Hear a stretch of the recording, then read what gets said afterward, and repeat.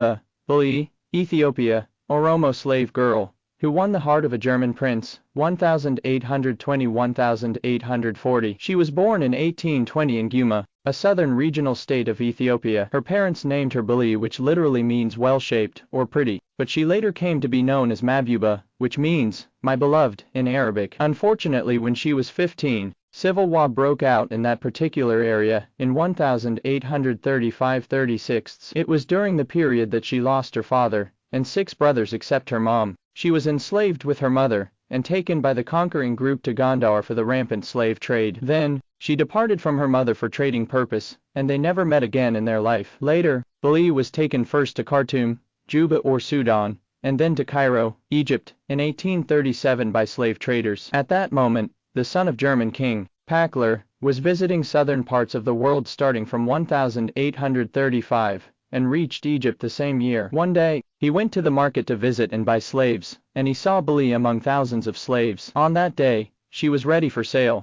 The God-given beauty of Bilile touched Pakler's heart, and he became eager to buy. He bought and took her to his residence. He admired her beauty and interested to make her his wife then slave. He succeeded and called her by the name Mahbubaan, which means my love in Arabic. Her extraordinary goodness and optimistic thinking, loyalty, transparency and calmness attracted his attention. He loved her. He said, "I spent my days with honest person, and I became honest person through time." He continued his visit with Mahbubaan for consecutive 3 years. Pakler returned back to Europe with Mahbubaan in 1840. They settled in Muscatown while his first wife was in Berlin. Later on, Pakler went Berlin to visit his former wife. In the meantime, Mahbubaan felt lung illness. Sadly, it was soon discovered that Mahbubaan could not get acclimatized to the damp and cold European climate. At some point, she was diagnosed with tuberculosis, and her health started to decline. As the prince had to urgently go on a brief business mission to Berlin, he instructed their doctor to give Mahbubaan the best of care. 2 days after the prince's departure,